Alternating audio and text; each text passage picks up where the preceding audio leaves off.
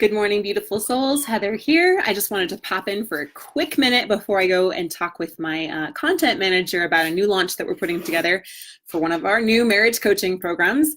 Really excited about that. It's been really helping people, especially who are already in the process of divorce, to get their marriage back. So anyway, that's a little bit what's going on there. But what I really wanted to share today was something that one of my fitness mentors has shared. The idea that happiness, it comes and goes, but that our habits are what define us.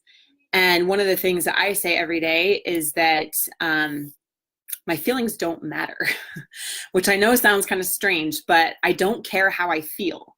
I don't care how I feel. In the past and in recent past even, my habits maybe haven't been serving me as much as I would like them to do with regards to my health and my fitness and my body. I definitely feel like food is the first thing to go for me. If I'm struggling or if I'm stressed or if I'm overwhelmed or if I'm just exhausted or burnt out, it seems like that's the first thing to go for me. However, and in the past also, like emotions kind of rule me. If I don't feel like it, then I won't do it. And so learning how to change that has been really transformational for me in other areas of my life. And now I'm applying it to my nutrition and to my working out as well. What I mean, I don't care how I feel, is that oftentimes we'll say, I'll do it when I feel like it. I just don't feel like it. I don't feel ready. I don't feel like I'm ready to make a change. I don't feel like I'm ready to do that. When I feel ready, then I'll do it. Or today I just wake up and I don't feel good, or I just feel off. I just feel tired. I feel grumpy. My feelings, right, can steer me in all kinds of different directions. And so that's why one of the brain tattoos that I have, like Robin Sharma says, have brain tattoos, is that my feelings don't matter. And I'm going to do this whether I feel like it or not. So this morning, got up at 6 a.m., didn't feel like it, got up at 6 a.m., and I crushed my workout, even though halfway through I was like, I don't feel like going anymore. I don't care how I feel. I'm doing this because my habits are what define me. I really like The Habit Cure. If you've ever had a chance to read that, I'm only halfway through the audiobook version. I listened to it in the car. It's called my University on Wheels, right? Take the opportunity as I'm driving kids back and forth and stuff to put on something really cool that teaches me and my kids something. Hello, Yolanda. Hey, Dana. Good to see you.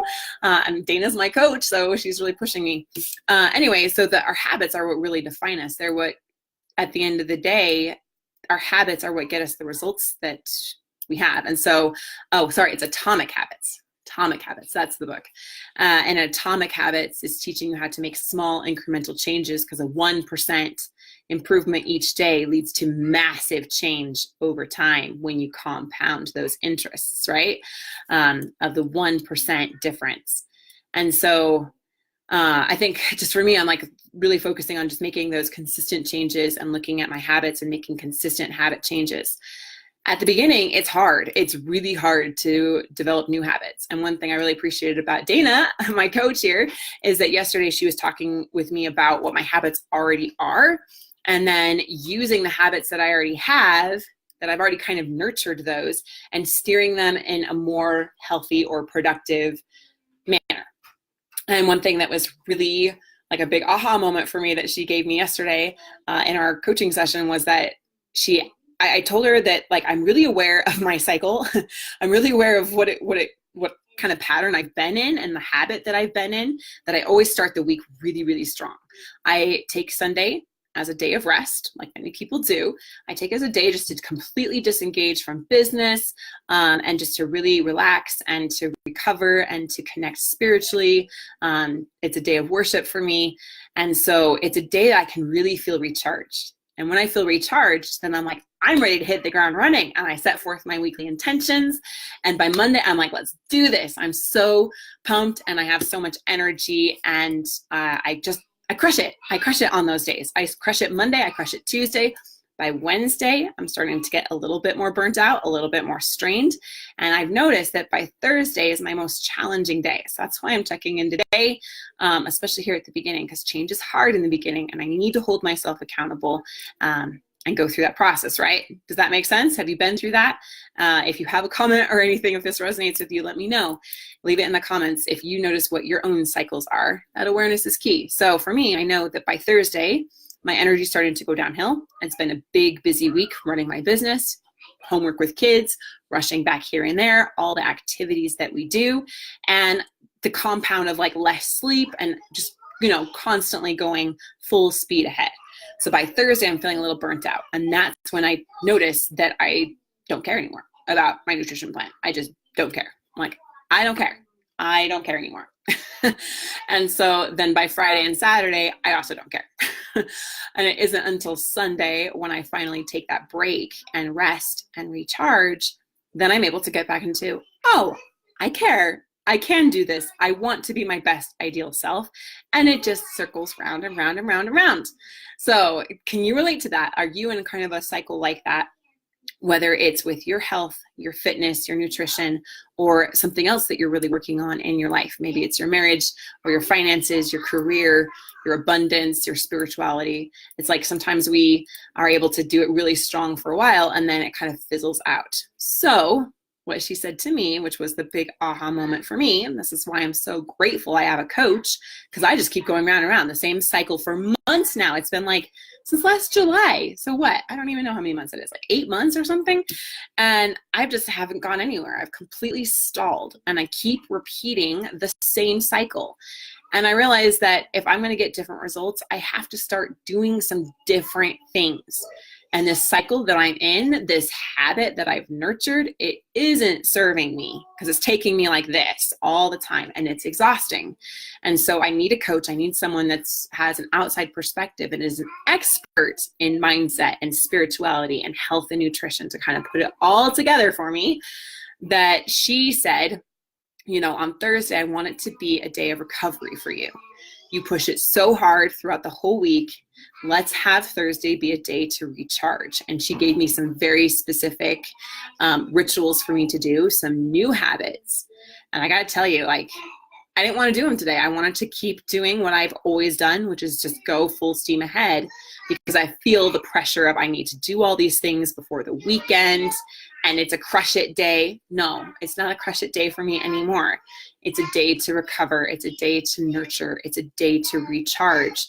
And so I did that last night. I took a 30-minute bath in some Epsom salt with some essential oils and did some deep meditation and some deep relaxation. That felt amazing. It was really hard at first because I had the resistance to something that's new. It's new and it's not what I normally do on a Wednesday night, but I had like the best sleep ever. I slept so good, and I woke up feeling much more recharged today and able to, kind of meet the challenges of a Thursday for me, which is my trigger. It's like one of my really more difficult days to stay with my intentions. And now I feel like I have the ability to keep going as I'm doing these new habits. So I'm really excited to see how it will shape and transform me as I go forward. Awesome, Dana, listen to your body. You're worth it. Thank you. Absolutely. And hey, Kimberly, good to see you. Leanne, Jeff, Edna, Kathy, and everyone else. So bottom line is, don't care how I feel. I don't care how I feel. I'm going to do this whether I feel like it or not. And so if you're really attached to your emotions and you're kind of letting your emotions steer you in your actions and in accomplishing the things that you want, learn that it doesn't matter how I feel. I'm doing this no matter what. I'm doing it when I don't feel like it. And when we do something, regardless of how we feel, that releases dopamine, which is the motivation chemical. It feels awesome. Dopamine is beautiful. It's amazing. And so when we stay consistent, it releases dopamine to our brain and it encourages us to be consistent and to continue to develop these habits. And then above all, having the outside expertise and guidance has been awesome for me, because I really feel like there are some fundamental shifts taking place now, some pattern interrupting. I teach this to my own clients, but it's funny how we get trapped in our own cycles sometimes in other areas of our lives. We become a little blinded to it. So I'm really, really grateful for that outside perspective, that I had the opportunity now to develop some new habits that are going to serve me so much better going forward. I love this quote, again, by Robin Sharma. He's one of my very favorite. He says, change is difficult in the beginning, it's messy in the middle, and it's glorious in the end. Glorious in the end. But we have to have, kind of like that rocket taking off, an incredible amount of inertia and energy at the beginning, which right now I'm at the beginning of this 12-week health transformation. It's an incredible amount of energy and effort that is required. It's difficult at the beginning.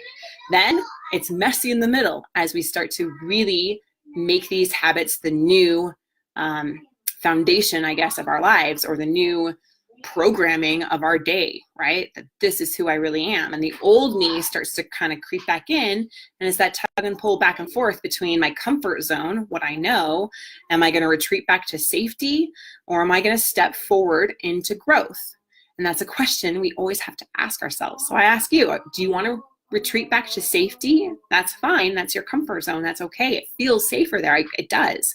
Or do I want to push forward into growth? Growth is hard. It hurts.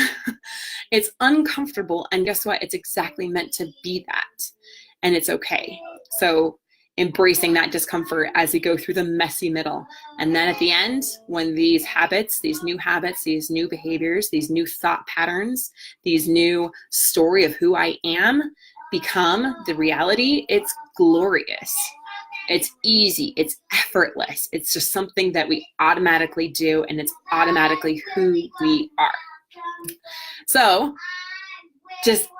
I don't know, I'm just feeling like as I'm in the beginning and it's hard, I really need to be accountable, and I definitely need to be doing some of that self-care and some of that self-nurturing as I push myself outside of my comfort zone, as I experience some pain and some discomfort and the temptation that does come up. It's like it's easier to go back to the way that it was. It really is. It would be easier to go back to the way that it was and just pretend I never did any of these live streams, or pretend I never made this intention and just kind of let it fade into the background. No one else is really going to care, but it's me. And at the end of the day, it's my job to make sure that I become the very best version of myself. And I judge myself only on the highest version of myself. I know how life is precious. I know how time is short, and I want to make the very best of it. I want to treat my body the very best possible, because my body is the home of my spirit, of my soul, of my mind. And it allows me, it's a beautiful gift and a vehicle for me to do even greater work in the world. So if you're wondering how to get started, maybe on your own kind of challenge, then we have, Dana, my health coach, has a free 3-week meal plan with a shopping list, which is incredibly handy. And I've been using it this whole week, and it's been delicious and effortless. It takes all the guesswork out of it for me, so I know exactly how to get started. Because when we're starting to do something new, it's easy to get into, I don't know how to get started, and I don't feel like getting started. There's some resistance there. So I don't care how I feel, and here's how. So if you want to get that free guide, just leave a comment and say me, and I'd be happy to show you how. You just, if you join her Facebook group, it's a free community, a private community of people also going through their own health transformation. People are literally not only losing weight, that's like the easy part, she says. For me, it's still like, I don't know how to get this last 10 pounds off, but anyway, people are losing weight. That's like the side benefit, but they're healing their gut. They're healing their leaky gut syndrome. They're healing their anxiety, their depression. They're healing their autoimmune diseases. They're healing their metabolic diseases, and even cancer. And so it's incredibly powerful what holistic nutrition can do for us as we gift that to ourselves and to our bodies. And as we nurture ourselves, we're able to then nurture and help those around us. So if you would like to get that free guide, I would really encourage you to get it. Awesome. Jerome says, me, awesome. I thrive, Jerome. So it's really powerful, and it just takes all the guesswork out of it, so we know exactly how to get started. So I appreciate you guys. I love you, and I hope you all have a very fabulous day, and we'll talk again soon.